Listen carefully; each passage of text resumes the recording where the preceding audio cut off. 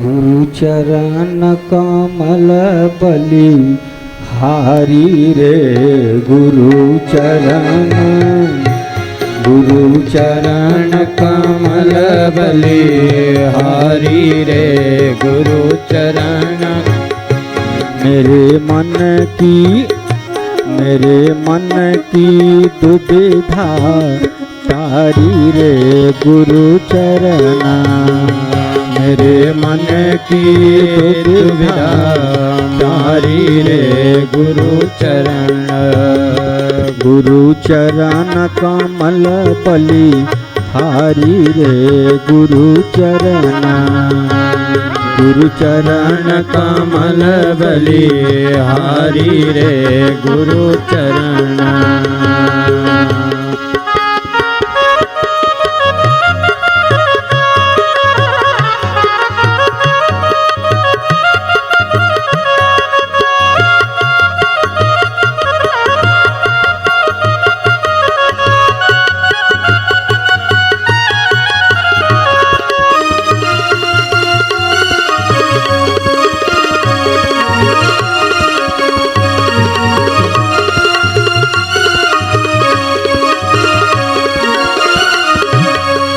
भवसागर में नीरय पारा, भवसागर में नीरय पारा।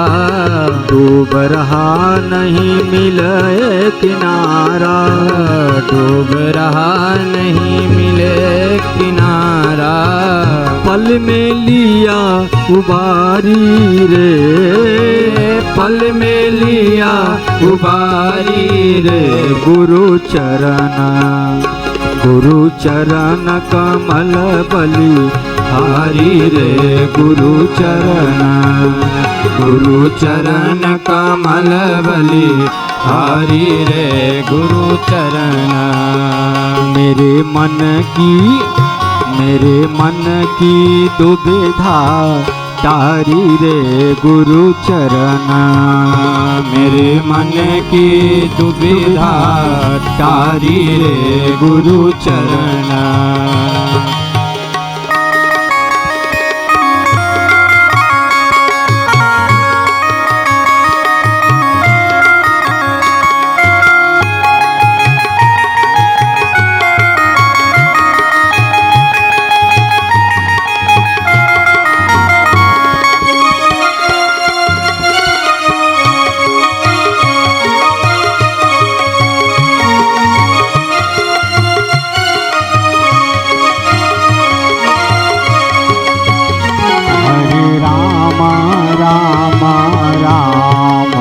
सीता राम राम राम, हरे राम राम राम, सीता राम राम राम। हरे राम राम राम, सीता राम राम राम। हरे राम राम राम, सीता राम राम राम। हरे राम राम राम, सीता राम राम राम। हरे राम राम राम, सीता राम राम राम। हरे राम राम राम, सीता राम राम राम। हरे राम राम राम, सीता राम राम राम।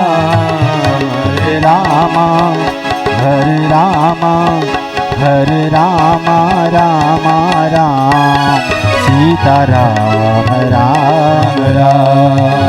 हरे राम राम सीता राम राम राम। हरे राम राम राम, सीता राम राम राम। हरे राम राम राम, हरे राम राम राम।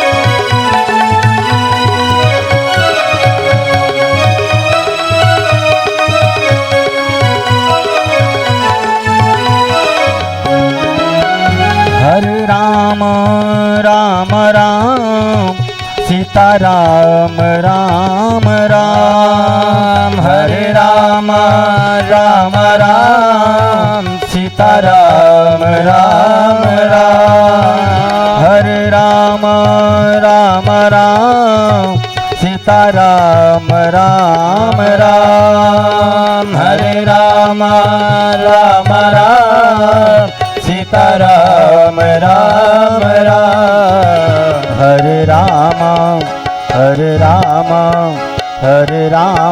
राम राम सीताराम राम राम हरे राम राम सीताराम राम राम हरे राम राम सीताराम राम राम सीताराम राम राम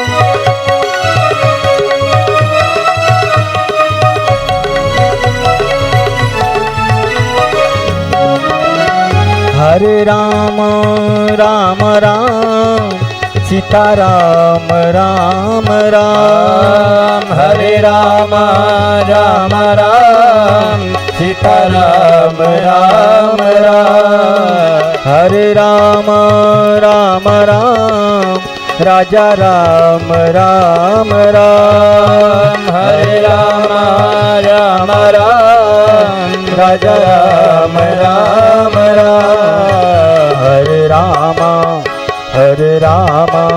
हरे राम राम राम सीताराम राम राम हरे राम राम सीताराम राम राम सीताराम राम राम सीताराम राम राम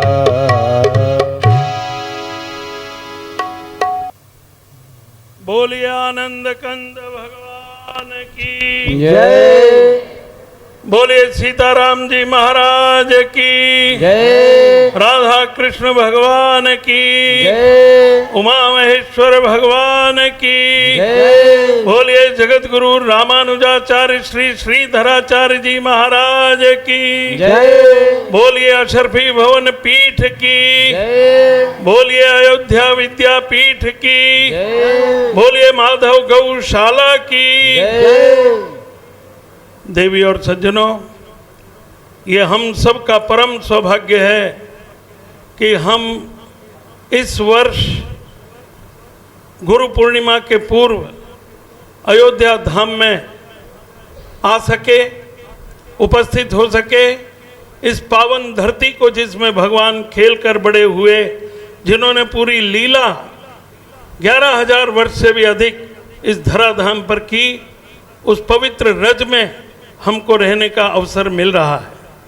और ये भी परम सौभाग्य है कि इसके साथ ही इस देश के विदेश तक विख्यात अंतर्राष्ट्रीय संत, जिनकी तपस्या को बचपन से ही देश ने पहचाना, जो व्याकरण में 2-2 बार स्वर्ण पदक जिन्होंने जीता, जो राष्ट्रपति पदक से विभूषित हुए, ऐसे श्री श्रीधराचार्य जी महाराज के चरणों में सानिध्य में हमको यह गुरु पूर्णिमा के अवसर पर 4 दिवसीय आध्यात्मिक प्रवचन महाराज जी के श्रीमुख से सुनने का अवसर मिल रहा है।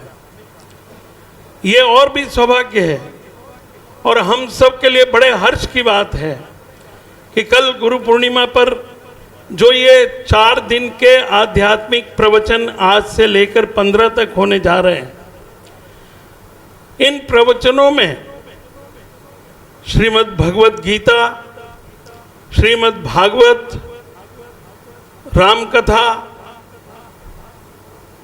गोदाम्बा माँ की कथा, जो हम पहले महाराज जी के मुंह से सुनते आ रहे हैं अनेकों बार, 500 से ज़्यादा बार हमारे देश के विदेश के लोगों ने महाराज जी के मुंह से अनेक अनेक कथाएं सुनी हैं, लेकिन ये आध्यात्मिक प्रवचन है, ये बहुत ही अच्छी बात है।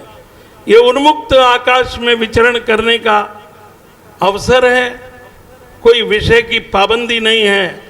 पूरा विषय महाराज जी हम लोगों के हित में जो होगा, जो भगवान की प्रेरणा होगी, वो महाराज जी हम पर वर्षा करेंगे, अमृत वर्षा करेंगे और हम सब उसमें स्नान करेंगे।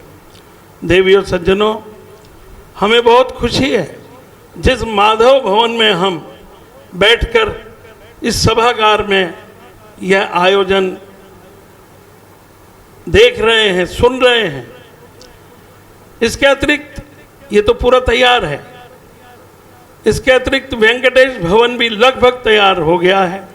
अछरपी भवन मुख्य पीठ, उसका पूरा जीर्णोद्धार हुआ है और कोई किसी प्रकार की दुविधा असुविधा किसी भी भक्त माता बहन को नहीं है। ये भी हमारा सौभाग्य है कि देशी गायों के चरणों में अपनी सेवा समर्पित करने का हमको सौभाग्य है और देशी गायों की अजस्र सेवा इस विद्यापीठ के द्वारा, हमारे अछरपी भवन पीठ के द्वारा महाराज जी के नेतृत्व में लगातार सफलतापूर्वक चल रही है, चल ही नहीं रही है, बढ़ रही है।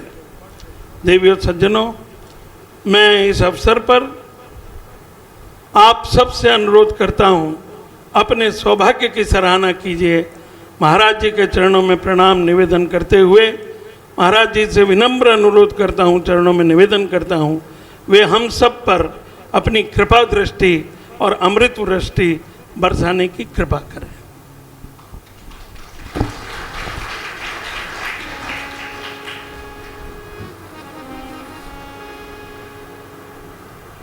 सभी भगवत प्रेमियों को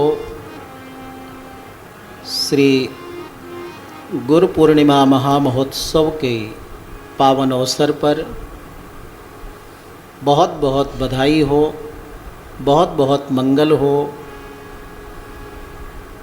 4 दिवसीय कार्यक्रम में हम सब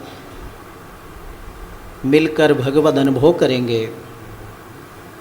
आत्म कल्याण के सुंदर सूत्रों को अपने जीवन में अनुकरण करेंगे, श्रवण करेंगे, मनन करेंगे और उसको अपनाने का प्रयास करेंगे। मानव जीवन का जो मुख्य उद्देश्य है उसका भी हम श्रवण और अनुभव करेंगे, क्योंकि शास्त्र और शास्त्र का ज्ञान अनंत है। उस अनंत ज्ञान में सद्गुरु की कृपा न हो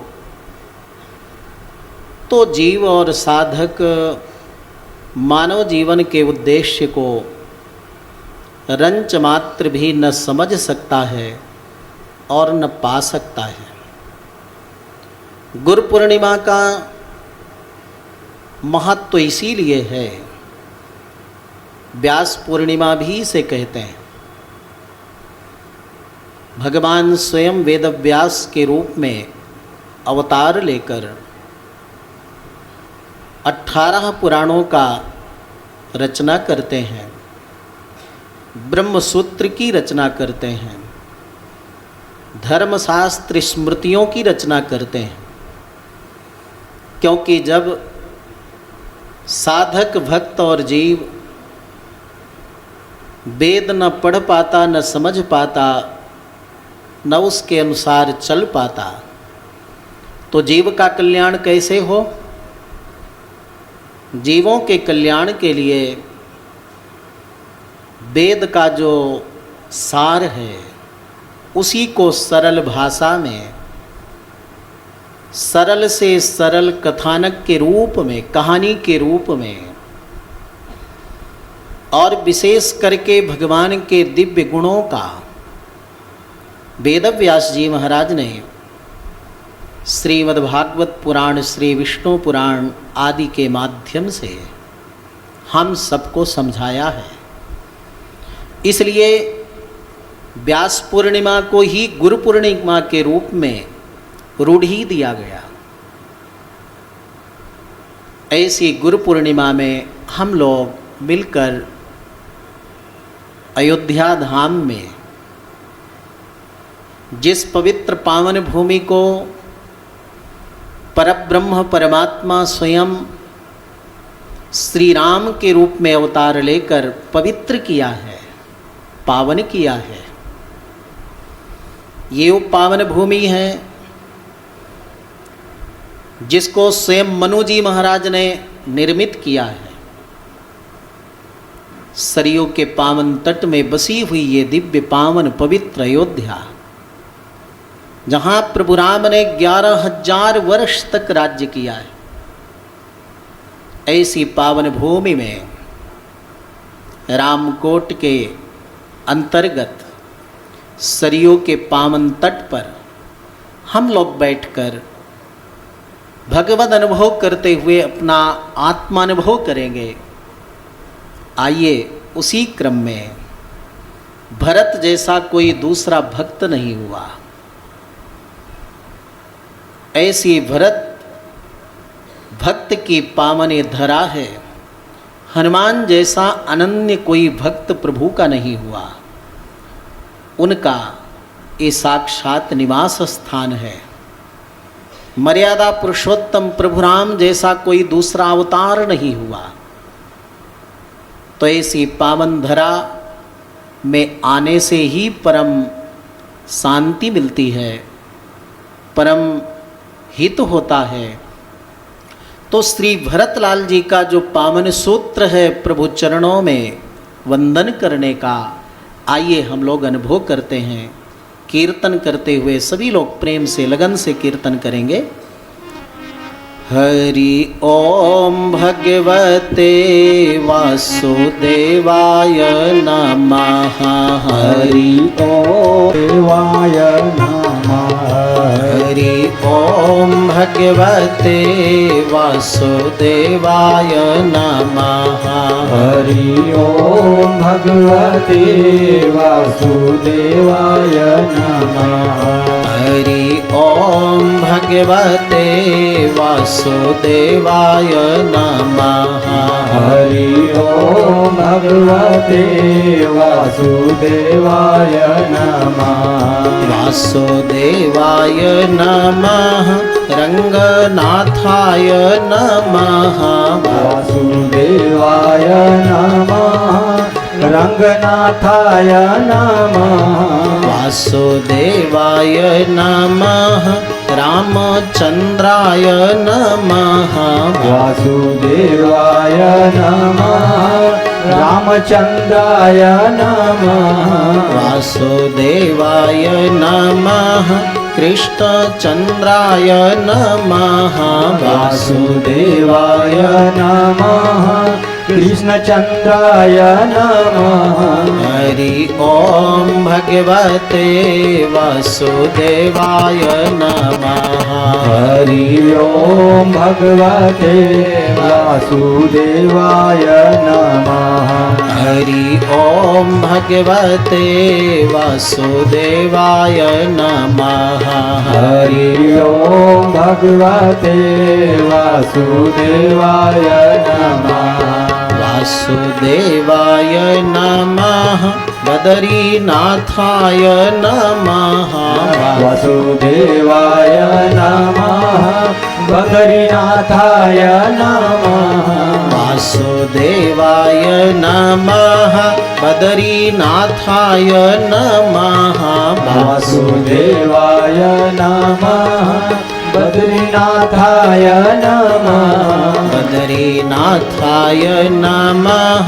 मुक्तिनाथाय नमः। काशीनाथाय नमः। मुक्तिनाथाय नमः। हरि ओम भगवते वासुदेवाय नमः। हरि ओम भगवते वासुदेवाय नमः। हरि ओम भगवते वासुदेवाय नमः। हरि ओम भगवते वासुदेवाय नमः। सच्चिदानंद भगवान की जय। श्री गुरु पूर्णिमा महोत्सव की जय। सरयू मैया की जय। राघवेंद्र सरकार की जय। श्री हनुमान जी महाराज की जय। जय जय श्रीमन्नारायण। बोलिए श्री स्वामी जी महाराज की जय। गुरुदेव भगवान की जय। अध्यात्म का अर्थ होता है आत्मानम अधिकृत्य कृतम आध्यात्मम। आत्मा को निमित्त मानकर, उद्देश्य मानकर जो भी हम चिंतन करते हैं, जो हम श्रवण मनन करते हैं, उसको अध्यात्म कहते हैं। और इसलिए अध्यात्म या आध्यात्मिक प्रवचन श्रेष्ठ होता है, क्योंकि वही जिस आत्मा को उद्देश्य मानकर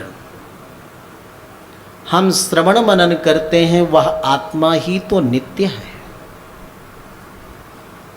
बाकी तो अनित्य है ना। शरीर ही अपना अनित्य है, तो शरीर से संबंधी जितनी वस्तु या व्यक्ति हैं वो भी सब अनित्य हैं। और इसी आत्मा को लेकर के ही ऋषियों ने, मुनियों ने, मनीषियों ने और यहाँ तक कि स्वयं परमात्मा ने समझने का, जानने का, अनुभव करने का प्रयास किया है। नित्य में ही सुख है, अनित्य में नहीं है। नित्य में ही शाश्वतता है, अनित्य में नहीं है। और उस नित्य आत्मा को, जो परमात्मा का अंश है, उसी का वर्णन करने के लिए स्वयं वेद व्यास के रूप में भगवान अवतार लेते हैं। और केवल वर्णन करने के लिए नहीं, बल्कि अनुभव और दर्शन पाने के लिए परमात्मा स्वयं बुद्ध के रूप में अवतार लेते हैं। और इसी आत्म तत्व का अनुभव करने के लिए समस्त आलवारों ने, आचार्यों ने, मनीषियों ने बहुत प्रयास किया है। यदिच्छन्तो ब्रह्मचर्यं चरन्ति, जिसको पाने के लिए लोग, जिसकी एक झलक पाने के लिए साधक यम, नियम, संयम, उपासना, साधना आदि सब कुछ करता है। 4 दिन के प्रवचन में कुछ थोड़ा बहुत यही प्रयास किया जाएगा कि आपको अंतर्मुखता मिले। जो बहिर्मुखता है वो अंतर्मुखता के रूप में परिणत हो, क्योंकि जो वस्तु जहाँ है वहीं से मिलेगी ना। जो बाहर है वो बाहर मिलेगी, और जो अंदर है वो अंदर ही मिलेगी।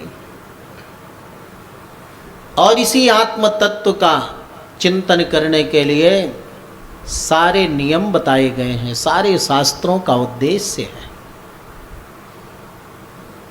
मानव जीवन का मात्र उद्देश्य यही है। सुदामा जी का प्रसंग आप सब कथा में सुनते हैं। सुदामा जी से जब पत्नी ने पूछा, आपको प्रभु के दर्शन की इच्छा नहीं है? ध्यान देना, परमात्मा और जीवात्मा ये दो हैं, उसमें पर लगा है और इसमें आत्मा है। आत्मा दोनों में है, आत्मा और दूसरे में पर और लग गया तो परमात्मा।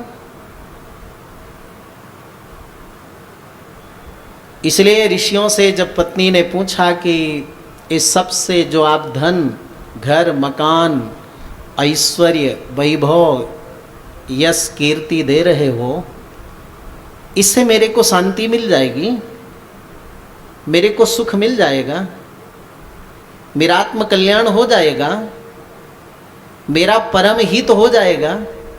ऋषि ने कहा ना, ये सब कुछ धन, वस्तु, व्यक्ति तो केवल शरीर को, इंद्रियों को और मन को ही संतोष दे सकता है। इन सब के द्वारा तुम्हारा हित होने वाला नहीं है, तुम्हारा कल्याण होने वाला नहीं है। फिर मेरा कल्याण जिसमें है वो बताइए भगवान। ऋषि कहते हैं, आत्मा वा अरे द्रष्टव्यः श्रोतव्यः मंतव्यः निदिध्यासितव्यः। हे देवी, जिसके जानने पर परम शांति मिलती है, सुख मिलता है, आनंद मिलता है, पुनः पुनः जन्म मृत्यु के चक्कर से छूट जाता है साधक, वो केवल एक ही मार्ग है, वो है आत्मा वा अरे द्रष्टव्यः। आत्मा का दर्शन करो, श्रोतव्य, आत्मा के बारे में श्रवण करो, निदिध्यासितव्य, और आत्मा का ध्यान करो। तो बड़ी भारी समस्या है कि जब तक देखा नहीं तब तक उसका हम ध्यान कैसे करें? कोई वस्तु है, जैसे माला है, मोगरा का माला आपने कभी देखा? इसका ध्यान करो, अच्छे से ध्यान आपका लग जाएगा।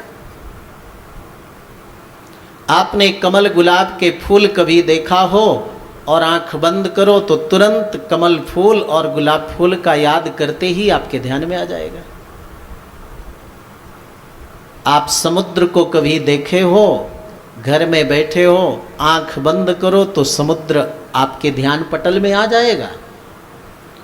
लेकिन कभी आपने गुलाब का, कमल का फूल देखा ही नहीं, कभी समुद्र का दर्शन किया ही नहीं, और कोई आपको कहे कि कमल का फूल ऐसा पंखुड़ियाँ होती हैं, ऐसा गुलाब का फूल होता है, ऐसा समुद्र होता है, बहुत प्रयास करने पर भी आपके ध्यान में पुष्प और समुद्र नहीं आएगा।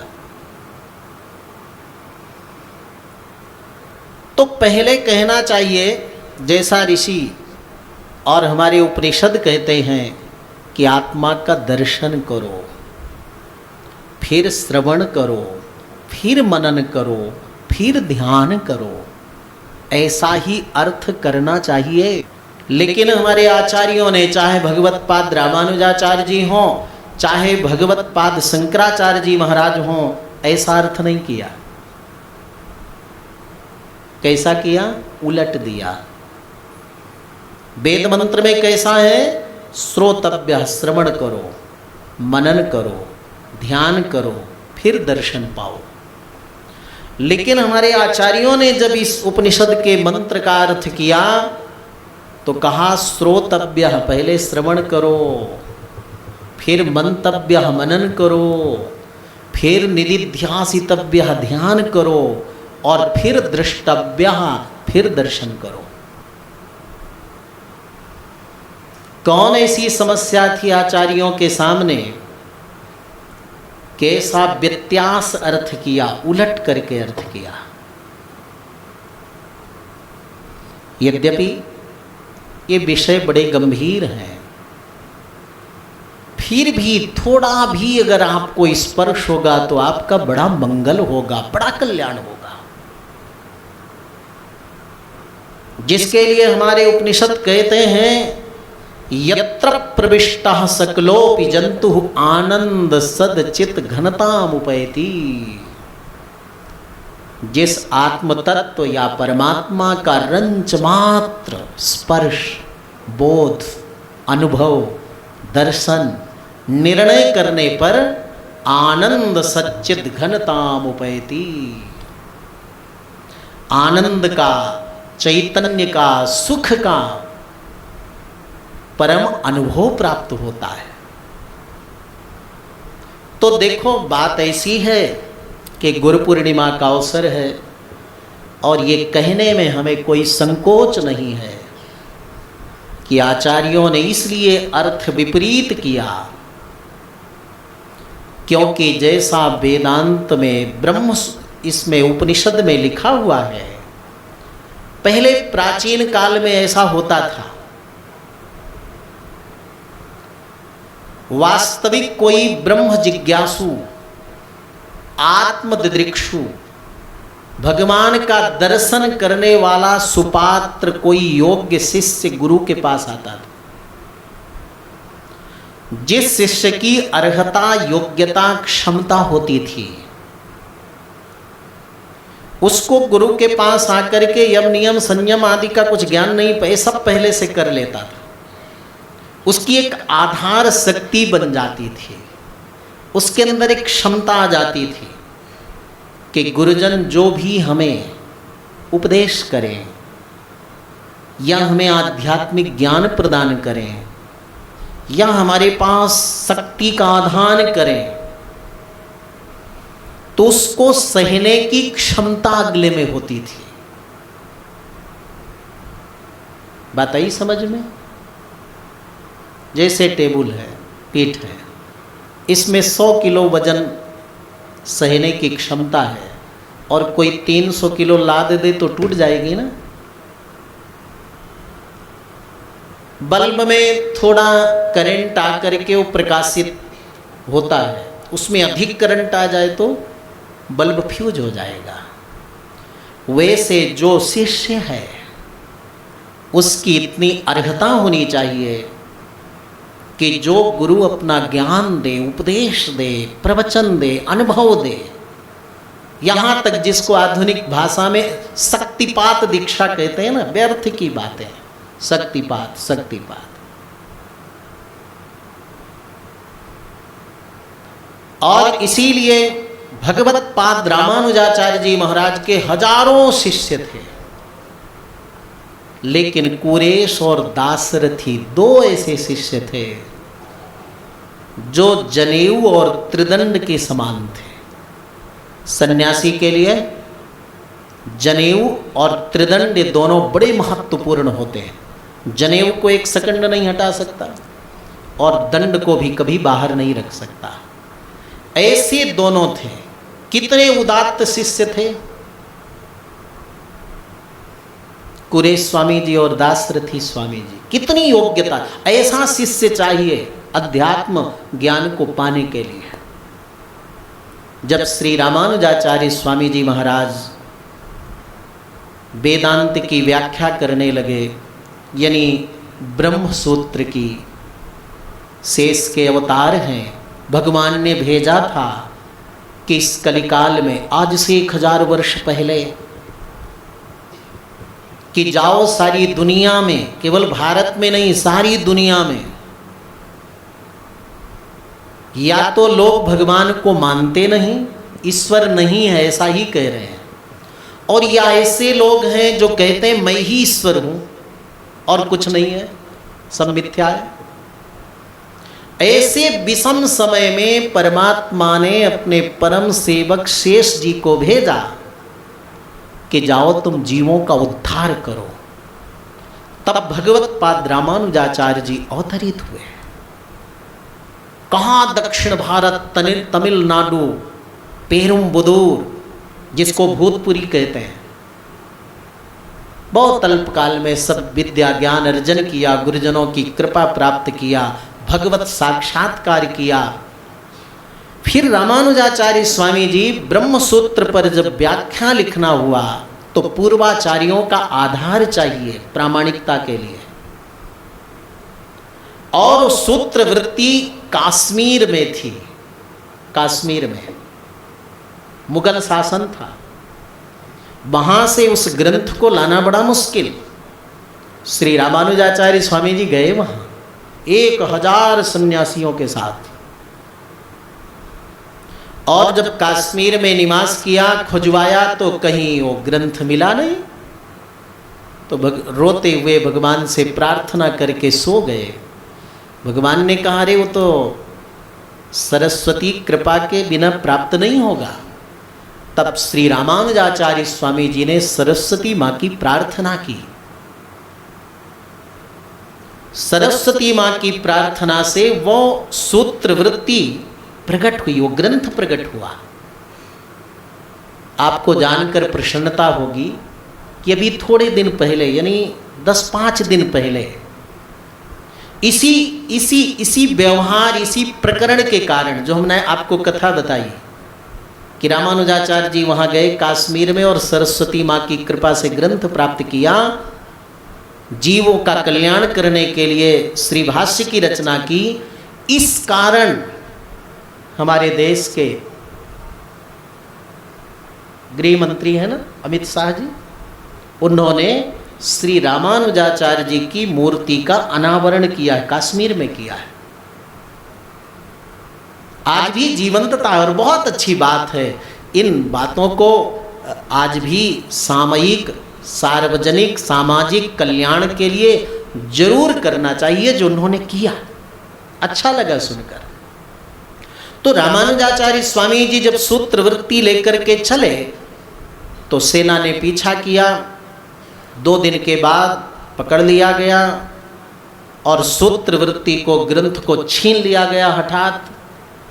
तो रामानुज स्वामी जी रोने लगे, बहुत मुश्किल में तो एक ग्रंथ मिला, अब कैसे मैं श्री भाष्य की रचना करूंगा, कैसे जगत के लोगों को बताऊंगा कि ईश्वर भी है, जीव भी सत्य है, और प्रकृति यानी जो हम पूजा पाठ ध्यान आराधन उपासन करते हैं ना, ये भी सत्य है। ये तीनों सिद्धांतों की स्थापना मैं कैसे कर पाऊंगा, बड़े दुखी हो गए।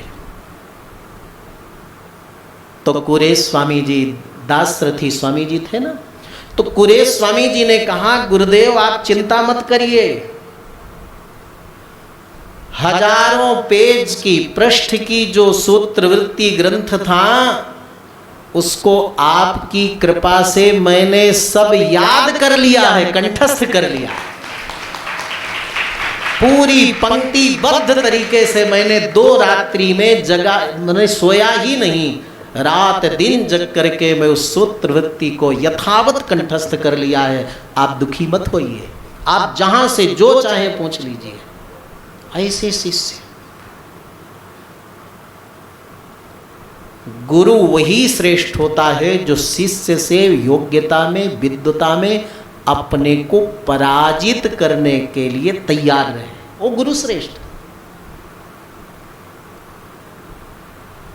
गुरु केवल दृष्टि देता है, मार्गदर्शन करता है, डंडा लेकर के वो चराता नहीं है पशुओं की तरह, केवल दृष्टि देता है। ऐसे कुरेश स्वामी जी संपूर्ण ग्रंथ को कंठस्थ किया। फिर रामानुजाचार्य स्वामी जी ने लेखन किया, जहां जहां जरूरत पड़ती थी वहां तुरंत वो उपस्थित कर देते थे, वो स्मरण था, बोल देते थे। और वही कुरेश स्वामी जी का त्याग देखिए, योग्यता में, विद्वता में इतना अधिक,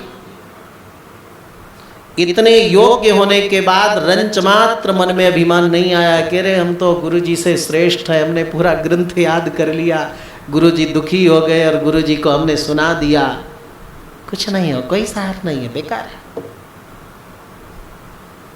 रंच मात्र अभिमान नहीं। त्याग कितना बड़ा कि जब चोल देश के राजा ने एक बहुत बड़ा आयोजन किया, सारे विद्वानों को बुलाया, शास्त्रार्थ कराया और विषय दिया गया कि परात्पर कौन है। परात्पर माने सर्वेश्वर, सर्वेश्वर माने सबसे उत्कृष्ट कौन है। 33 करोड़ देवताओं में, फिर 3 देवों में जीव का परम हितैषी कल्याण करने वाला जीव किसका अंश है, ऐसा सर्वोत्कृष्ट तत्व क्या है, हमें निर्णय करके बताइए। तो रामानुजाचार्य स्वामी जी महाराज भी तैयार हुए। तो कुरेश स्वामी जी ने कहा, ना ना गुरुदेव आप मत जाइए, क्योंकि राजा के मन में पाप है, वो सत्य और न्याय को नहीं स्थान देता, बल्कि उसके अंदर पाप है, आप मत जाइए, मुझे भेजिए। श्री रामानुजाचार्य स्वामी जी आग्रह देख करके कुरेश स्वामी जी को भेजा, लेकिन कुरेश स्वामी जी तो ब्रह्मचारी रूप में थे, श्वेत वस्त्र में थे। श्री रामानुजाचार्य स्वामी जी महाराज संन्यास लिए थे, इसलिए कौशेय वस्त्र, कषाय वस्त्र धारण किए थे। अपना कषाय वस्त्र और अपना दंड रामानुज स्वामी जी ने शिष्य कुरेश को दिया। बहुत बड़े विद्वान थे। आप कह सकते हो, मन में आपके आ सकता है, तो एक तरह से छल है, यही तो सूक्ष्म धर्म का तत्व है। हो यही तो सूक्ष्मता मानव जीवन में ग्रहण करनी है, पकड़नी है। रामानुज स्वामी जी को अधिक दिन रहना था, जीवों का कल्याण करना था। जो घटना आगे घटित हुई, अगर श्री रामानुजाचार्य जी जाते तो शायद अनंत जीवों का कल्याण न हो पाता।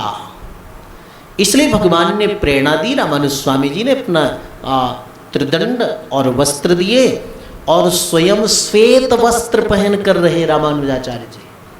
आज भी मेलकोटा में, मैसूर के पास में वेद पुष्करणी में एक छोटा से मंदिर है, और वहाँ रामानुज स्वामी जी की एक प्रतिमा है, जहाँ श्वेत वस्त्र धारण किए विराजमान है। खैर, जब गए कुरेश स्वामी जी, समस्त विद्वानों को शास्त्रार्थ में पराजित कर दिया और बताया कि परम तत्व केवल परमात्मा है, एक है, ईश्वर है, न द्वितीयोस्ति कश्चित्, दूसरा कोई नहीं है। और उन्हीं परमात्मा को अनेक शब्दों से कहा जाता है, नारायण नाम से, परतत्व नाम से, ब्रह्म नाम से, ईश्वर नाम से। वही राम कृष्ण के रूप में अवतरित होते हैं। अनेक शास्त्र तर्क प्रमाण के द्वारा जब कुरेश स्वामी जी ने सिद्ध कर दिया कि मोक्ष देने वाला परतत्व केवल एक है, और उसको परब्रह्म नारायण कहते हैं, सारे विद्वानों ने पराजित होकर स्वीकार किया, लेकिन राजा से सहन नहीं हुआ। राजा ने गरम करके लोहे की कील से उनके आँखों को निकलवा लेता है, और इतना पीड़ा देता है कि दूसरा होता तो मृत हो जाता, और फिर छोड़ दिया। जब कुरेश स्वामी जी आए, दशा देखी, रामानुज स्वामी जी बड़े दुखी हुए। क्या मैं प्रार्थना करूं नेत्र मिल जाए? बोले नहीं गुरुदेव, जिन नेत्रों से उस नास्तिक अन्यायी पापी राजा का मैंने दृष्टिपात किया है, उन आँखों से मैं आपका दर्शन नहीं करूँगा। ऐसे यातना दिया कुरेश स्वामी जी को। कहने का मतलब, कितने बड़े उच्च कोटि के विद्वान होते हुए भी आज भी उनके कई ग्रंथ उपलब्ध हैं, उसके बाद भी इतना महान त्याग किया। तब जाकर के जगत कल्याण के लिए तीन तत्व, यानी ईश्वर तत्व, जीव तत्व और प्रकृति तत्व, इसका समर्थन करने वाला विशिष्टाद्वैत सिद्धांत श्री भाष्य के रूप में प्रकट हुआ है। ऐसे नहीं हुआ। पहले लोग कहते थे ईश्वर नहीं है, पहले लोग कहते थे मैं ही ब्रह्म हूँ, पहले लोग कहते थे गुरु शिष्य का भाव मिथ्या है, पिता पुत्र का भाव मिथ्या है, पूजा पाठ मिथ्या है, तीर्थ यात्रा मिथ्या है। लेकिन भगवत पाद रामानुजाचार्य जी ने स्थापित किया कि सब सत्य है, और 1000 वर्ष से लगातार देश विदेश में जहाँ भी ये पूजा आराधना उपासना हो रही है, ये सब भगवत पाद रामानुजाचार्य जी की देन है। तो बात आपको बता रहे थे कि शिष्य में योग्यता अर्हता अधिक होनी चाहिए और गुरु में भी योग्यता अर्हता पूर्ण होनी चाहिए। एक तरफ से काम नहीं चलेगा। बहुत शिष्य योग्य है और गुरु अगर अयोग्य है तो भी शिष्य का कल्याण होने वाला नहीं है। शिष्य की अपेक्षा गुरु को तो श्रेष्ठ होना ही चाहिए, लेकिन दोनों में अगर तुलना की जाए तो शिष्य में और भी योग्यता होनी चाहिए। एकलव्य की कथा सब जानते हैं। द्रोणाचार्य जी ने तो कोई उपदेश नहीं दिया, लेकिन ऐसी पात्रता, ऐसी अर्हता, योग्यता एकलव्य में कि मिट्टी की मूर्ति से उसने ज्ञान प्राप्त कर लिया।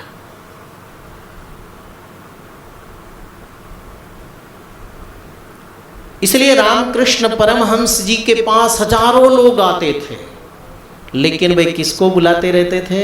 नरेंद्र नरेंद्र नरेंद्र। नरेंद्र और विवेकानंद जी। विवेकानंद जी का नाम नरेंद्र था ना। नरेंद्र कहाँ है, कहाँ है, कहाँ है? क्योंकि उसके अंदर योग्यता थी। और इसीलिए रामकृष्ण देव ने अपनी शक्ति का, अपने अध्यात्म का, अपने ज्ञान की स्थापना विवेकानंद जी के अंदर की। और उन विवेकानंद जी ने सारे विश्व को बताया कि सनातन धर्म क्या है, हिंदू धर्म क्या है, भारतीय संस्कृति क्या है। इसलिए गुरु के अंदर भी सुयोग्यता होनी चाहिए और शिष्य के अंदर भी सुयोग्यता होनी चाहिए, तभी काम बनेगा। तो पहले सुयोग्य शिष्य सुयोग्य गुरु के चरण शरण में जाता था, आत्मबोध के लिए, आत्मदर्शन के लिए, भगवत अनुभव के लिए। और कोई इच्छा अपेक्षा आकांक्षा नहीं रहती थी, कोई स्वार्थ नहीं रहता था। स्वार्थ का अर्थ जानते हैं ना? स्व माने आत्मा और अर्थ माने प्राप्ति। जिस प्रकार से हमें आत्मदर्शन हो जाए वही हमारा सबसे बड़ा स्वार्थ है। लेकिन लोगों की दृष्टि केवल धन कनकादि में जाती है, इसलिए केवल धन और इन नश्वर पदार्थों को ही कहता है, उसके लिए लालायित रहता है, वो अपने स्वार्थ के लिए लगा हुआ है। लेकिन स्वार्थ शब्द का वास्तविक अर्थ है स्व माने आत्मा, अर्थ माने प्राप्ति। जिस साधना से, जिस उपासना से, जिस प्रयोग से हमें आत्मा का प्रकाश मिल जाए उसी को स्वार्थ कहते हैं। कि पूरे जीवन में सबसे अपने प्रियतम प्रभु को कभी नहीं भुलाना चाहिए। कितना धन वैभव ऐश्वर्य पद प्रतिष्ठा यश कीर्ति मिल जाए तो भी मत भुलाओ। ये तो सुयोग्य उत्तम उच्च कोटि के शिष्य का लक्षण है। और अगर अपने में भरोसा नहीं है कि हमें नहीं कर सकते, अपने पर विश्वास नहीं है, तो फिर किसी उच्च कोटि के साधक भक्त का संग करना चाहिए।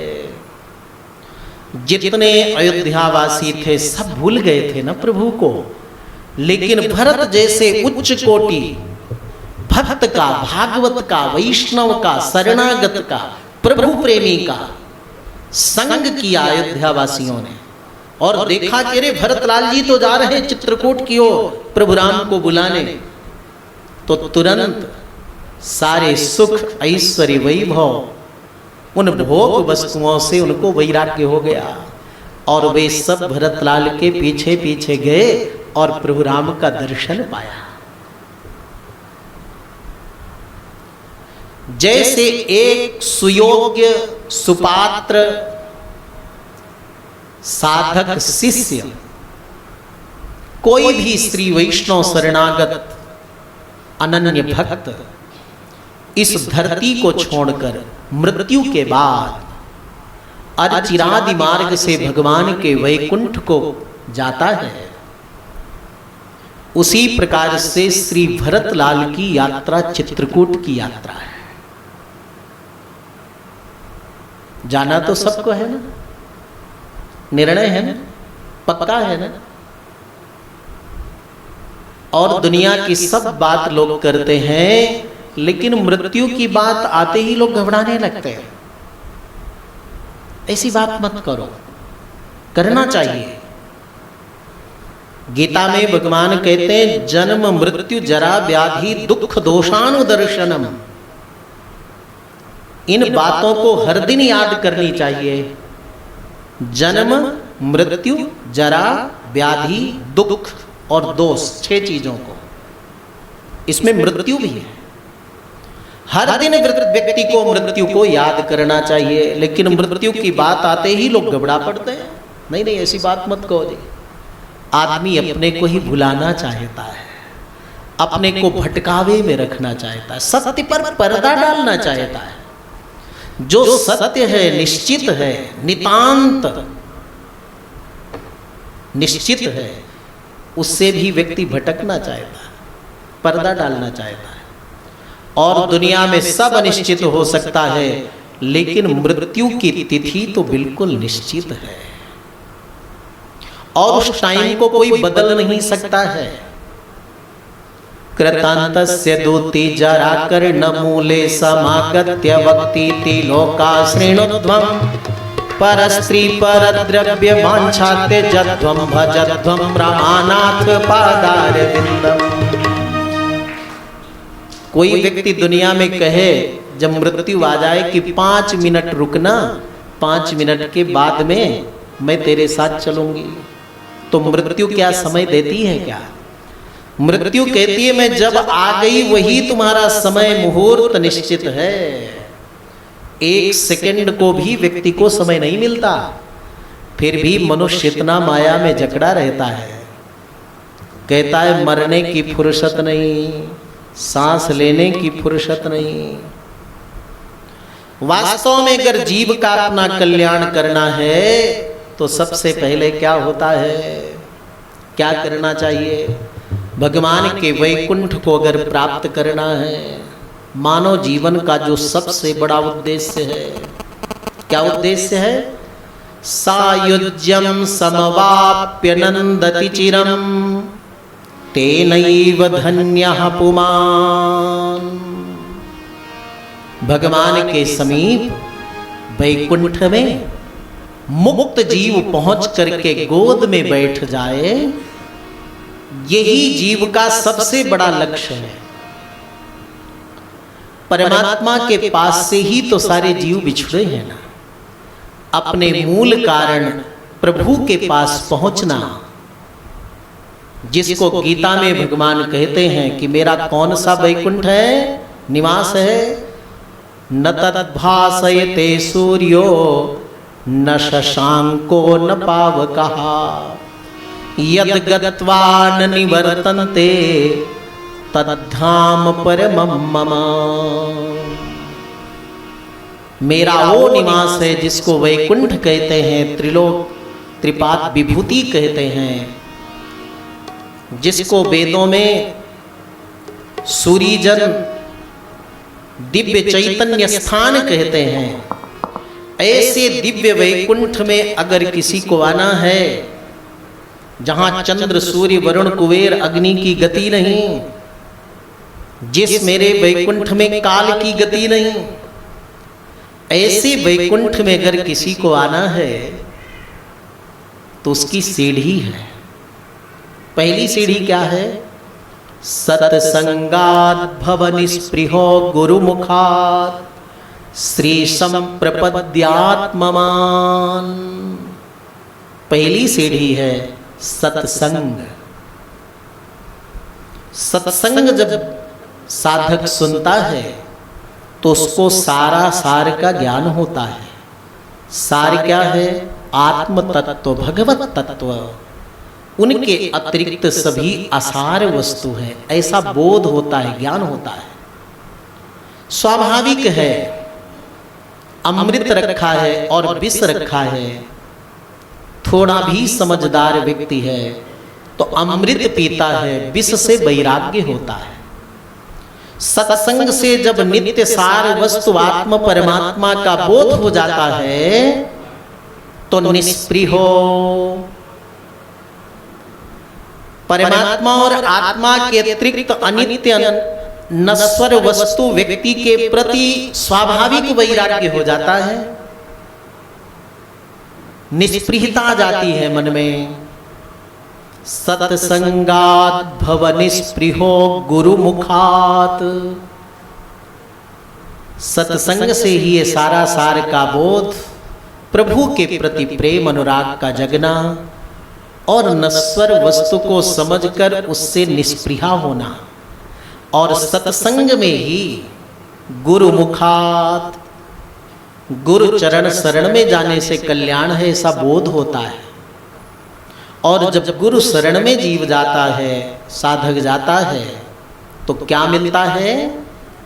तत्व ज्ञानी गुरुजन कहते हैं ज्ञान मार्ग को अपना कर जा सकते हो प्रभु तक, भक्ति मार्ग को अपना कर जा सकते हो, लेकिन शरणागति का मार्ग सर्व सुलभ है। इसलिए इतने जन्म तुमने किए हैं, करोड़ों जन्म, और उन करोड़ों जन्म में उनका जो पुण्य पाप का फल है ना, उसको कितने कितने जन्म लेकर के तुम भोगोगे और फिर कर्म करोगे, फिर उसका फल मिलेगा, सुख दुख कोई इसकी सीमा नहीं। तो गुरुजन, तत्व ज्ञानी गुरुजन कहते हैं अपना कल्याण चाहता है तो कर्म फल भोग करके जन्म मरण से नहीं छूट सकता। क्या उपाय है? श्री संप्रपद्यात्ममान, हे प्रियात्मन, तो श्रियापति भगवान के चरण शरण में शरणागत हो जा।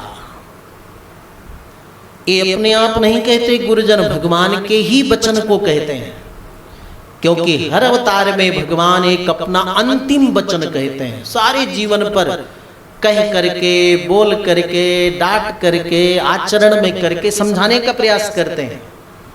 फिर भी जब जीव नहीं समझता तब भगवान कहते हैं मेरा अंतिम वचन है, चेतावनी, वार्निंग देते हैं। श्री कृष्णावतार में भगवान ने क्या कहा? अंतिम वचन, सर्वधर्मान परित्यज्य मामेकम शरणं व्रज, सब कुछ त्याग कर मेरी शरण में आ जा। क्या करोगे आपके शरण में आ जाए? तो भगवान कहते हैं जब तुम शरण में आ जाओगे ना, तो अहम त्वा सर्व पापेभ्यो मोक्षयिष्यामि मां शुचः, मेरे शरण में शरणागति करने से तुम्हें समस्त पापों से मैं मुक्त कर दूंगा, किसी प्रकार का शोक मत करो। श्री कृष्णावतार में चरम श्लोक है भगवान का, और रामावतार में भी प्रभु इसी प्रकार से अपना अंतिम वचन कहते हैं जीवों के कल्याण के लिए। सकृदेव प्रपन्नाय तवास्मीति च याचते अभयं सर्वभूतेभ्यो ददामि तद्व्रतं मम। भगवान का व्रत क्या है मालूम है? कई लोग पूछते हैं महाराज जी एकादशी के दिन भगवान को अन्न का भोग लगाएं कि न लगाएं। भैया व्रत आप करते हो तो भगवान को क्यों भूखा रखते हो? व्रत तो आप करते हो ना एकादशी व्रत की, भगवान प्रसन्न हो, हमारा मन चित्त इंद्रियां प्रभु में लगे, हमारे शरीर के सारे मशीनरी सिस्टम ठीक रहे, ये वैज्ञानिक अर्थ है, इसलिए आप व्रत रहते हो। भगवान को क्या व्रत रखना? भगवान को तो अन्न का भोग लगाना चाहिए। भगवान का व्रत क्या है आप पूछो तो भगवान खुद कहते हैं व्रतम मम, मेरा यही व्रत है। क्या व्रत है भगवान का? सकृदेव प्रपन्नाय, एक बार कोई भक्त अपने कल्याण की भावना से मेरी शरण में आ जाए और ये निवेदन करे तव अहम अस्मि, मैं आपका हूं। ईमानदारी से बताना 100% आप किसके किसके अपने को कहते हो और ईश्वर को, परमात्मा को कितने प्रतिशत आप ये बात कहते हो कि मैं आपका हूं, आप मेरे हो? आप खुद इस पर बताने की जरूरत नहीं, आप खुद अनुभव करना एकांत में बैठकर। बहुत जब चित्त एकाग्र हो, बहुत एकांत में, तो अपने से पूछना, तो आपको सही उत्तर मिलेगा कि हम तो भगवान को 7 आसमान के परे मानते हैं। हम तो भगवान को अयोध्या में, वृंदावन में, बद्रीनाथ में, मुक्तिनाथ में, तिरुपति में, द्वारिका में मानते हैं। हमारे भगवान कहाँ हैं? हमारे नजदीक थोड़ी है, हमारे थोड़ी हैं, वो तो सबके हैं। ऐसा आपके अंदर से उत्तर आएगा। लेकिन भगवान कहते हैं तब अहम अस्मि। वाल्मीकि रामायण का श्लोक है, भीषण जी के शरणागति का। एक बार कोई जीव मेरी शरण में आ करके कहे, क्योंकि यही सच्चाई है, वेदों से लेकर के हनुमान चालीसा तक यही निर्णय है कि जैसे हाथ का ये 5 उंगलियां अंश हैं, अंश, ये हाथ अंशी है, शरीर अंशी है, हाथ पैर सिर अंश है, उसी प्रकार से परमात्मा के ही हम सब अंश हैं। इसमें कोई ननु नचा और प्रश्न करने की जरूरत ही नहीं। गीता में भगवान ने और इसलिए स्पष्ट कर दिया, ममैवांसो जीवलोके जीवभूतः सनातनः। तुम सब मेरे अंश हो। जीव बनकर प्रकृति में इतने घुल मिल गए हो कि मुझे भूलकर इस शरीर को ही तुम अपना मान बैठे हो, नश्वर वस्तु व्यक्ति को अपना मान बैठे हो। जो वास्तविक मैं तुम्हारा हूं, तुम मेरे हो, ये तुम भूल गए हो। इतना स्पष्ट कहने के बाद प्रभु और क्या कह सकते हैं? तो भगवान श्री राम का भी अंतिम वचन है, सकृदेव प्रपन्नाय तव अहम अस्मीति याचते। ऐसा जो शरणागति करता है, मैं आपका हूं, आप मेरे हैं, निर्धारण कर लेता है। अभयम सर्वभूतेभ्यो ददाम ये तद्व्रतम मम। समस्त भूतों से निर्भय कर देता हूं। किन से भय है हो अपने को? ये 5 भूतों से ही तो भय है ना। इस शरीर किसका है? 5 महाभूतों से तो बना है ना, पृथ्वी जल तेज वायु आकाश से। और इसमें बैठे बैठे इतना इसमें आसक्ति हो जाती है कि मैं शरीर ही हूं, ऐसा लोग अनुभव करते हैं। शरीर मेरा निवास है, ऐसा भूल जाते हैं। पूरे जीवन का सबसे बड़ा अध्यात्म ज्ञान यही है कि शरीर से भिन्न मैं हूं, ऐसा निर्णय कर लो। मैं प्रभु का हूं, अंश हूं, भगवान मेरे अंशी हैं। मैं भगवान का शरीर हूं, भगवान मेरे शरीरी हैं। केवल अनुभव ही नहीं, बल्कि गुरु चरण शरण में बैठकर पंच संस्कार से संस्कारित होकर भगवान के चरणों में शरणागति कर ले कि शरीर, इंद्रियां, मन, बुद्धि और आत्मा भी प्रभु आपके चरणों में समर्पित है। ये वहां शरणागति का तात्पर्य है। हर अवतार में भगवान ने अपना अंतिम एक वचन ये कहा है शरणागति का, और इसी को सुंदर कीर्तन में हम लोग गाते हैं ना। क्या ऐसा रोज गुनगुनाओ तो भगवान बहुत प्रसन्न होते हैं। रोज गुनगुनाओ, बहुत सरल, बहुत प्यारे वचन है। तुम हमारे थे प्रभु जी, तुम हमारे हो, तुम हमारे ही रहोगे ओ मेरे प्रियतम। तुम हमारे, गाओ गाओ, जोर से गाओ, प्रेम से गाओ, भाव से गाओ। तुम हमारे हो,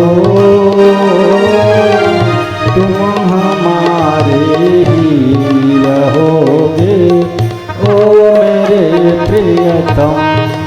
और इसमें अनुभव करो कि बहुत पहले से प्रभु हमारे थे, हम प्रभु के थे, भूले हुए थे, फिर भी आज जग गए ना। जब जागो तभी सवेरा। मीरा ने कहा ना, मेरे तो गिरधर गोपाल दूसरों न कोई। ठाकुर जी मूर्ति से बोल पड़े, तुम हमारे थे प्रभु जी, तुम हमारे हो, तुम हमारे ही रहोगे ओ मेरे प्रियतम। तुम हमारे थे प्रभु पहले से कई युगों से आप भी हमारे थे, आज भी आप हमारे हो। तुम हमारे ही रहोगे ओ मेरे प्रियतम।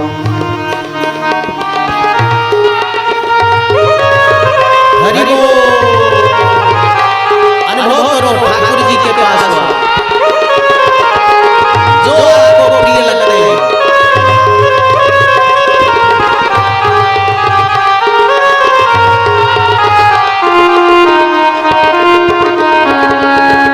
हरि बोल।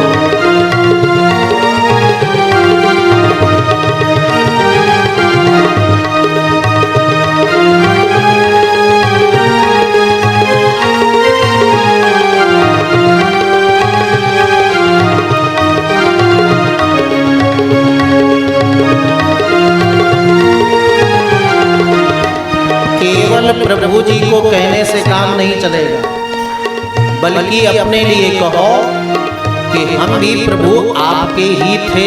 मालूम नहीं, आज भी हैं और आगे भी रहेंगे।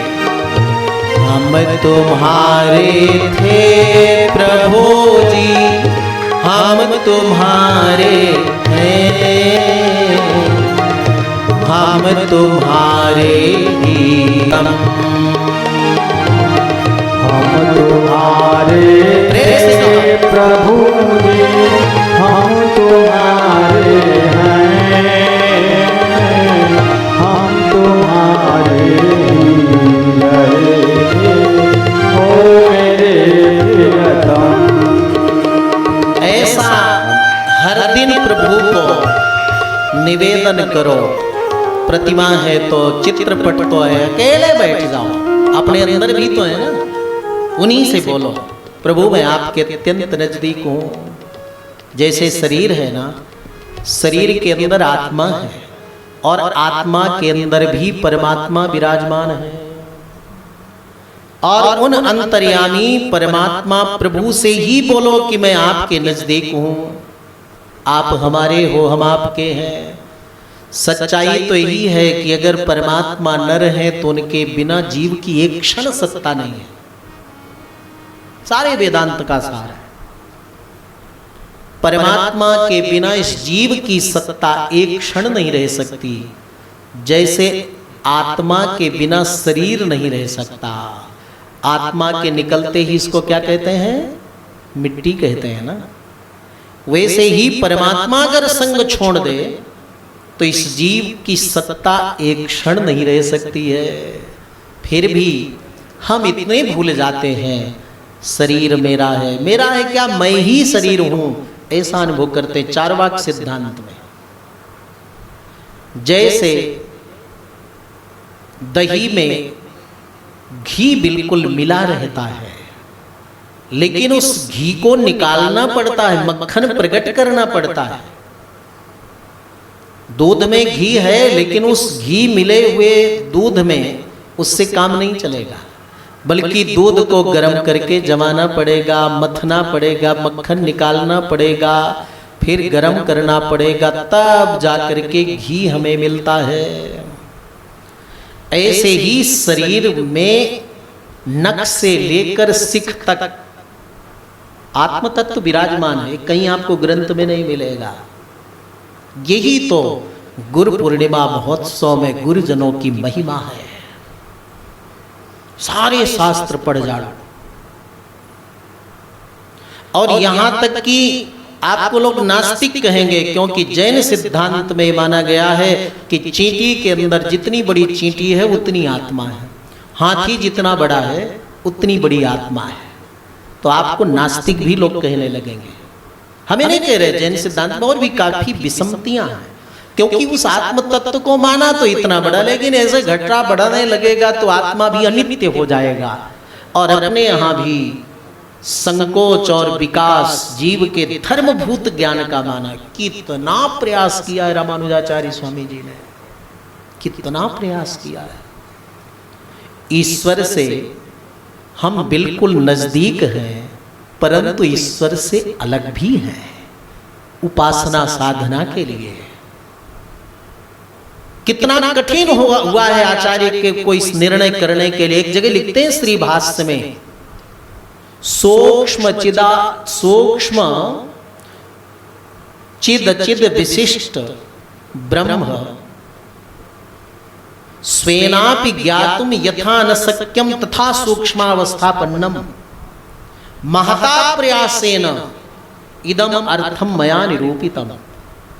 जो शेष हैं, सर्वज्ञ हैं, वे भगवान शेष जी रामानुजाचार्य जी के रूप में श्री भाष्य में इस बात को बताने के लिए कि तुम भगवान की पूजा आराधना कर सको। परमात्मा तुम्हारे आराध्य श्रेय गे प्रियतम हैं, इस बात को बताने के लिए कहते हैं मैंने बहुत प्रयास करके, बहुत परिश्रम करके ये निर्णय दे रहा हूं कि सूक्ष्म अवस्था में प्रलय काल में सूक्ष्म चिद माने जीव, अचिद माने प्रकृति, इन दोनों से विशिष्ट जो परमात्मा हैं वो प्रलय काल में रहते हैं। यानी प्रकृति और जीव पूर्ण रूप से परमात्मा में लीन नहीं होते, समाप्त नहीं होते। इस अर्थ को बताने के लिए रामानुजाचार्य स्वामी जी ने बड़ा प्रयास किया। यानी भक्ति की स्थापना मुक्तावस्था में भी है, प्रलय अवस्था में भी है।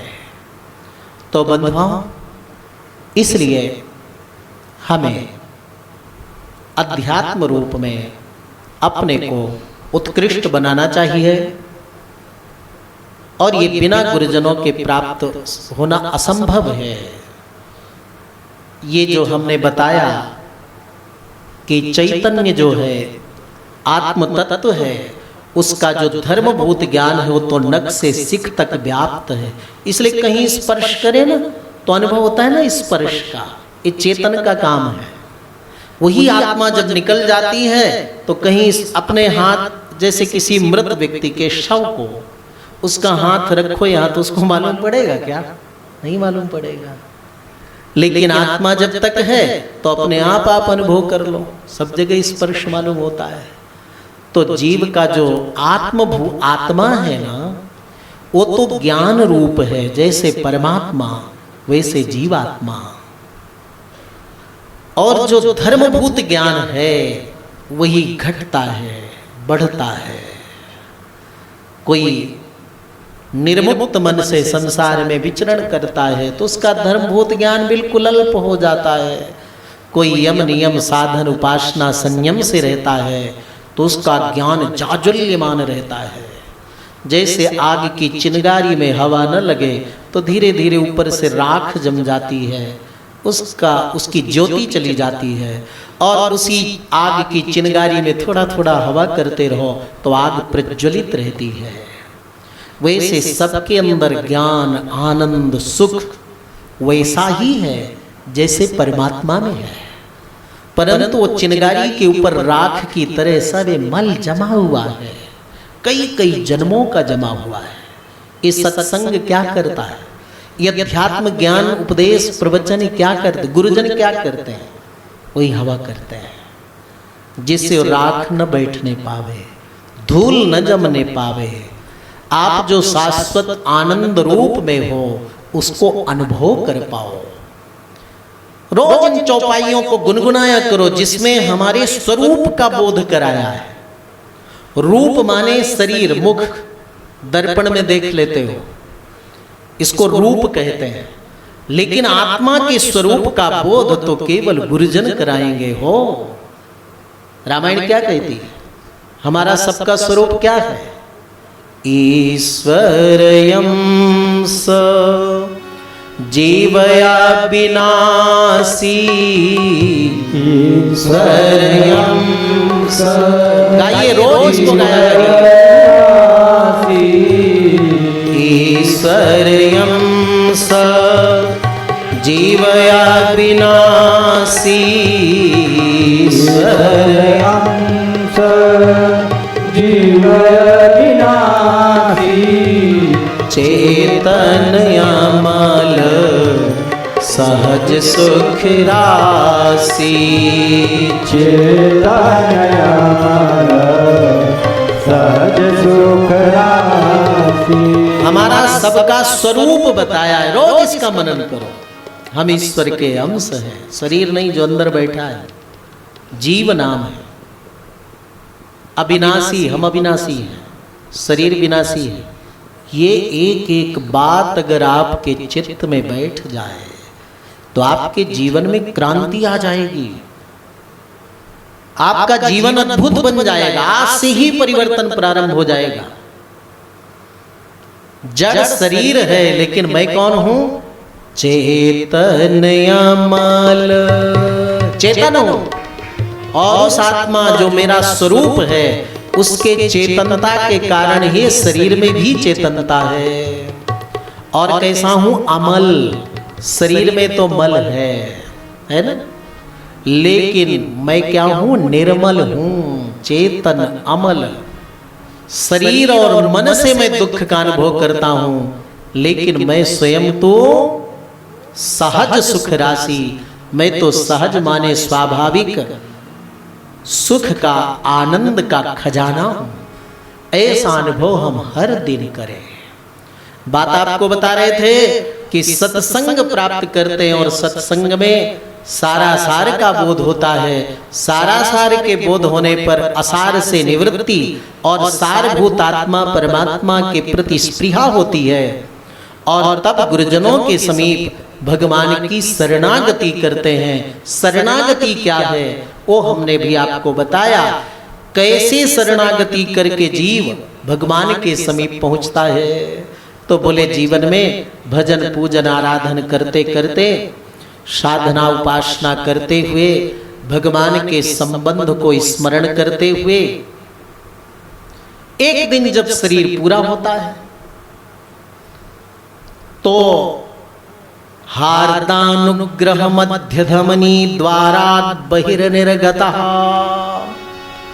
हृदय में विराजमान परमात्मा इस जीव को जो अंदर बैठा है ना, मार्ग दिखाते हैं, टार्च दिखाते हैं। उन अंतर्यामी प्रभु की कृपा से सहस्रार से जीव निकलता है। अर्चिरादि मार्ग, भगवान के वैकुंठ जाने का मार्ग क्या है? अर्चिरादि मार्ग, उसको पकड़ता है। सारे देवी देवता उसका आदर सम्मान पूजन अर्चन बंदन करते हैं मुक्त जीव का।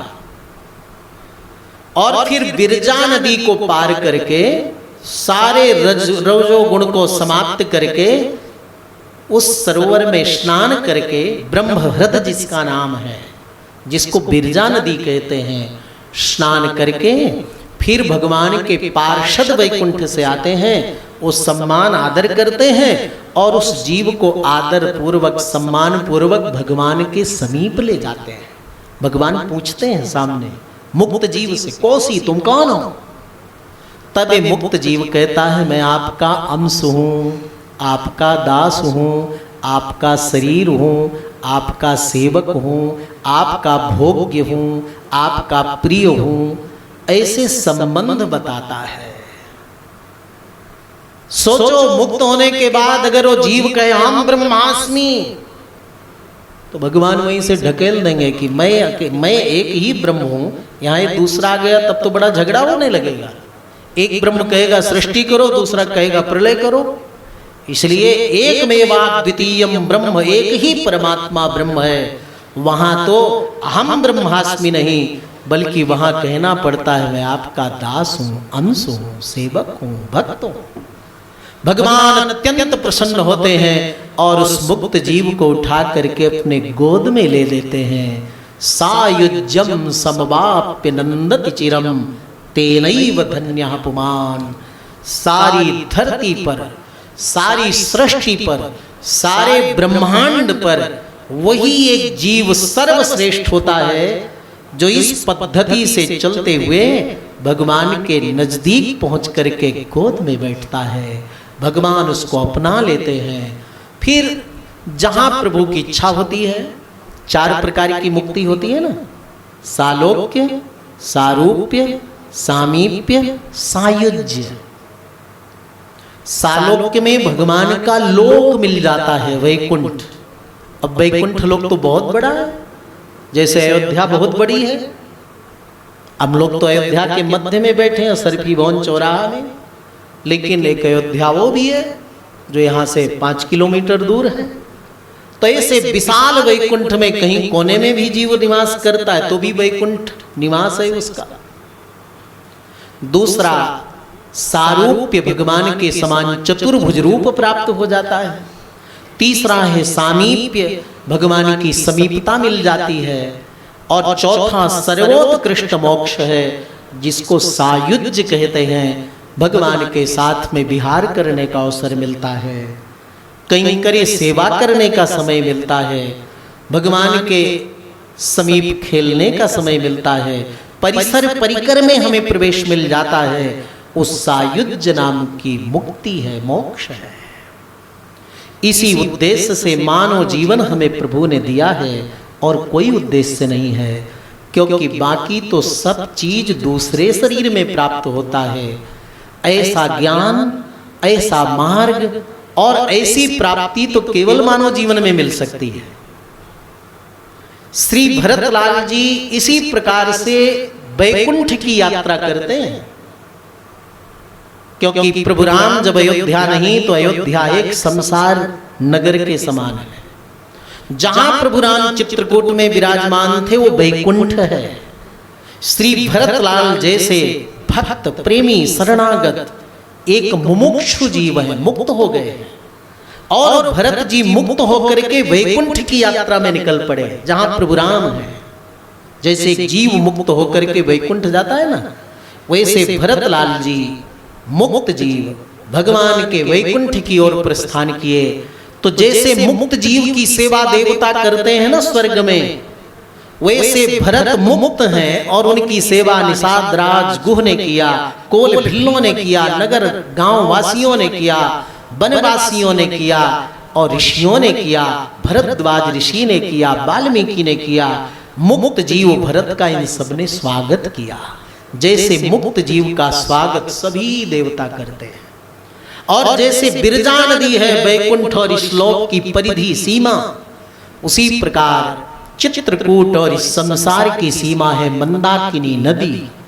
जैसे मुक्त जीव उस बिरजा नदी में स्नान कर समस्त रजोगुण तमोगुण से मुक्त हो जाता है, वासना समूल नष्ट हो जाती है, वैसे मंदाकिनी बिरजा नदी की तरह है। वहां श्री भरतलाल जी अवगाहन स्नान करते हैं और जब उस पार जाते हैं तो प्रभु राम श्री भरतलाल को देख करके दौड़ पड़ते हैं और भरतलाल को उठाकर अपने गले लगाते हैं, अपने पर्ण कुटीर में बैठाते हैं। तो जैसे मुक्त जीव भगवान के वैकुंठ में पहुंचता है, भगवान अपनाते हैं, वैसे भरत मुक्त जीव हैं, प्रभु राम साक्षात ब्रह्म हैं और भरत को अपना लेते हैं। यही जो वेद वेदांत का सार है, उसी को तो रामायण में भी प्रकट किया गया है। ऐसे सुंदर संदेश आपको और 3 दिन बचे हैं, उसमें इसी समय में आपको प्राप्त होंगे और समय में आप अपना पूजन करिए, अर्चन करिए, प्रसाद पाइए, दर्शन करिए। लेकिन यहाँ 9:15 बजे उपस्थित होकर 11 बजे तक सत्संग का लाभ लीजिए। और कल गुरु पूर्णिमा महोत्सव है, प्रातः काल गुरुजनों का पूजन होगा। यहाँ फिर आप लोग उपस्थित हो जाइए 8 बजे जलपान लेकर के और स्वयं मंत्र का जाप करिए। कैसे मंत्र जाप होना चाहिए हम आपको कल बताएंगे, ध्यान की भी पद्धति बताएंगे। फिर ऐसा सुंदर कुछ सत्संग सुनने को मिलेगा। फिर उसके बाद में आप लोग अपनी श्रद्धा समर्पण पूजन अर्चन करेंगे, फिर प्रसाद वितरण होगा। ये सारा कार्यक्रम चलता रहेगा। अब आइए श्रीमान धर्मवीर शर्मा जी के द्वारा कुछ उद्घोष श्रवण करते हुए भगवत नाम संकीर्तन करते हुए सत्र को यहीं पर विराम देंगे। बोले आनंद कंद भगवान की जय। परम पूज्य श्री श्रीधराचार्य स्वामी जी महाराज की कुछ निजी बातें मैं आपसे करना चाहता हूँ। जो गृहस्थी बहन भाई हैं उनसे, ये बालक आपके हमारे जैसे परिवार से आकर यहाँ महाराज जी के चरणों में वेद का शास्त्र का अध्ययन कर रहे हैं। ये भारत के आध्यात्म का भविष्य हैं। इन बालकों पर आपकी पूर्ण कृपा दृष्टि और आशीर्वाद इन बालकों को मिलता रहे, एक प्रार्थना तो ये है। दूसरी बात, ये बालक यहाँ 9 बजे से पहले आकर बैठ जाते हैं। महाराज जी ने व्यासपीठ से हमको निर्देश दिया है कि हम 9:15 बजे तक जरूर आ जाएं। मैं आपसे हाथ जोड़कर कहता हूँ, हम महाराज जी की आज्ञा के पालन के लिए 9:10 तक ही आ जाएं। ये अपन कोई निर्णय करना। आज कुछ बहन भाई बाद में आए हैं, वो अभी बैठे हैं, इसलिए वो सुन रहे हैं, इसीलिए मैं निवेदन कर रहा हूँ। तीसरी बात, ये उत्सव हम सबका है। ये लाइव जा रहा है, ये लाइव देश विदेश में आपके हमारे जैसे महाराज जी के भक्तों को दिख रहा है। ये भव्य से भव्य बने, ये हमारी जिम्मेदारी यहाँ पर मौजूद है। उसके लिए 2 बातों का निवेदन करता हूँ। एक तो जब भी जयकारा लगे, अपनी ताकत से पूरी ताकत से जयकारा लगाइए, उसका प्रभाव पड़ता है। हम तो जग रहे हैं, महाराज जी जगा रहे हैं, लेकिन जो टीवी से देख रहे हैं उनमें भी झंझनाहट पैदा हो, सिहरन पैदा हो, उनमें कुछ करने की इच्छा पैदा हो, तो वो आपके हमारे जयकारे की ध्वनि से होगी, ऐसा मेरा सोच है। और दूसरी बात, जब बीच में सत्संग होता है, बोलने की स्थिति आती है, कोई भजन आता है, तो भी हम पूरी ताकत से बोलें, ताकत से बोलें, इसका प्रभाव जाएगा। देखिए, आप सब महसूस कर रहे हैं, ये हॉल पूरी तरह सकारात्मक ऊर्जा से भरा हुआ है। यहाँ कोई नेगेटिविटी है ही नहीं, हो सकती नहीं। तो फिर वो सकारात्मकता प्रकट भी होनी चाहिए। ये 2 अनुरोध आपसे करता हूँ। बहुत बहुत धन्यवाद, नमस्कार।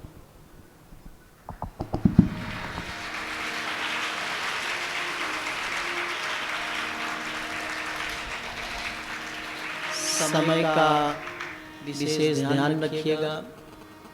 कल श्री गुरु पूर्णिमा महोत्सव है ही। वैसे तो 15 तारीख तक एक कार्यक्रम है, दोपहर तक आप सभी विराजिए, आनंद लीजिए। प्रातः काल भगवान की 7 बजे आरती होती है। 7 बजे के पहले ही आप स्नान आदि करके निवृत्त हो जाइए। सरयू जी में स्नान करने जाइए तो बहुत सावधानी से स्नान करिए, क्योंकि कई घटनाएं ऐसी होती रहती हैं कि कई परिवार के परिवार डूब जाते हैं। एक को बचाने दूसरा गया, वो डूब गया, तीसरा गया, वो भी डूब गया। बहुत घटनाएं ऐसी साल में सैकड़ों होती हैं। तो आप किनारे में ही स्नान करिए, लोटा लेकर जाइए, स्नान करिए, बहुत अंदर मत जाइए। रस्से लगे रहते हैं, उनको पकड़कर स्नान करिए। ये बहुत सावधानी रखिए। और 7 बजे ठीक भगवान की आरती में उपस्थित होकर के लाभ लीजिए। उसी समय गोष्ठी प्रसाद बंटता है, जलपान आप वो ले लीजिए। फिर यहाँ करके अपना बैठ करके जाप करिए और प्रवचन सुनिए। पूजन के लिए बहुत लोग उतावले रहते हैं, बड़ी उत्कंठा रहती है, बड़ी श्रद्धा, बड़े भक्ति से ओतप्रोत रहते हैं। सबकी यही लालसा रहती है। कल देखिए बहुत प्रेमी लोग आने वाले हैं, सभी चाहते हैं बस जल्दी से जल्दी पहुंचकर महाराज जी को प्रणाम करें, अपना श्रद्धा प्रेम अर्पण करें। ये आपके अंदर भावना रहती है, हमारी भावना रहती है कि कितना ज्ञान, कितना भगवत भक्ति, कितना आप में कूट कूट करके हम भर दें। पूरा जो गुरुजनों से ज्ञान मिला है पूरा आपके अंदर उड़ेल दें, समझो, है ना। उड़ेल देना जानते हो ना। उड़ेलना माने जैसे घड़ा में जल है तो थोड़ा